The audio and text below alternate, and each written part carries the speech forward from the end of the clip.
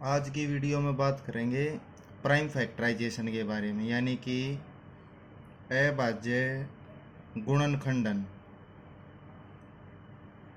यानी कि कोई भी नंबर दिया होगा तो उसके प्राइम फैक्टर यानी कि प्राइम मल्टीपल्स के रूप में उस नंबर को तोड़ देना, वो प्राइम फैक्टराइजेशन हो। तो उससे पहले हमने समझना पड़ेगा कि प्राइम नंबर यानी कि अभाज्य संख्याएं होती कौन सी हैं।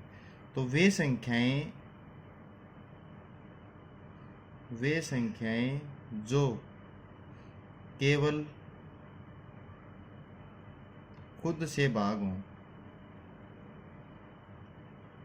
केवल खुद से इसलिए बोला भाई क्योंकि वन से तो सारी संख्याएं डिवाइड हो जाती, वन सब का मल्टीपल है या वन के सब मल्टीपल हैं, ठीक है ना।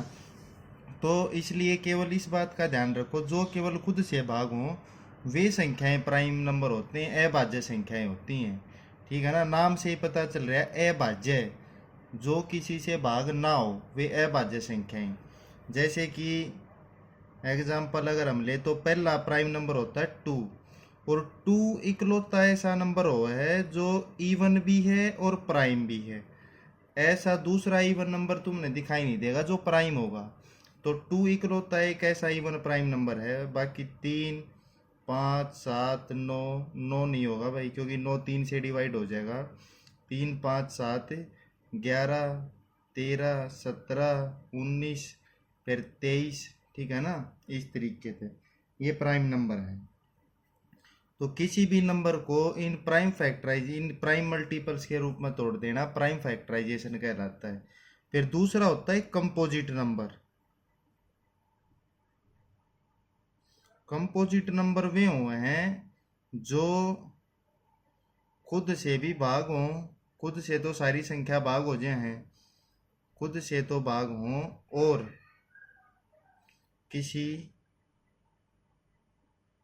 अन्य संख्या से भी भाग हो जाएं, किसी अन्य संख्या से भी भाग हों।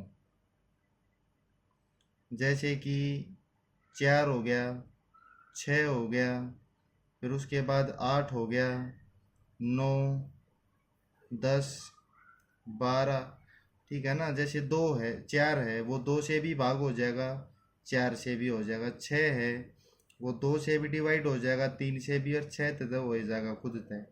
आठ है, दो से भी डिवाइड हो जाएगा, चार से भी हो जाएगा, ठीक है ना। तो ये कंपोजिट नंबर है सारे के सारे। तो अब प्राइम फैक्टराइजेशन होगा कैसे। प्राइम फैक्टराइजेशन जैसे कोई नंबर दे दिया 26, उसका प्राइम फैक्टराइजेशन हमें करना है। तो सबसे पहला प्राइम नंबर होता है टू। तो हम टू से चेक करेंगे वो टू से डिवाइड होगा या नहीं होगा। तो लास्ट में अगर इवन नंबर है तो टू से डिवाइड हो जाएगा। तो टू वन जा टू, टू थ्री जा सिक्स। अब 13 खुद एक प्राइम नंबर है, तो 13 खुद की टेबल में आया होगा, 13 वन जा 13। तो 26 का प्राइम फैक्टराइजेशन हो गया 2 × 13। तो इस तरीके से जो है हमने प्राइम फैक्टराइजेशन करना है, और इसी से रिलेटेड फिर हमें एलसीएम और एचसीएफ का टॉपिक करेंगे, ठीक है ना। अब जैसे 510 है, 510 का प्राइम फैक्टराइजेशन करेंगे, लास्ट में जीरो है यानी कि इवन नंबर है तो टू से डिवाइड हो जाएगा। तो टू टू जा फोर, टू फाइव जा 10, टू फाइव जा 10। फिर लास्ट में ओड नंबर आ गया, टू से डिवाइड नहीं होगा।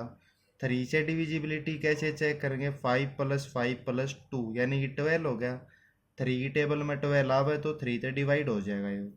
3 8 जा 24, 3 5 जा 15। अब टू से तो डिवाइड होगा नहीं, पहले बंद हो गया था टू से डिवाइड होना। तो अब थ्री से दोबारा डिविजिबिलिटी चेक करेंगे, 5 + 8 13। तो 13 थ्री की टेबल में नहीं आता। तो उसके बाद अगला प्राइम नंबर है 5। तो लास्ट में किसी संख्या के अगर 5 है, यूनिट डिजिट 5 है, तो 5 से इजीली डिवाइड हो जाएगा, 5 से 17। फिर 17 खुद प्राइम नंबर है तो 17 की टेबल में आऊगा, 17 वन जा 17। तो 510 के प्राइम फैक्टर क्या बन गए, 2 × 3 × 5 × 17, इस तरीके से। तो भाई डेली का जो है एक टॉपिक करेंगे, और ये Haryana SSC CET group D तभी रिलेटेड है,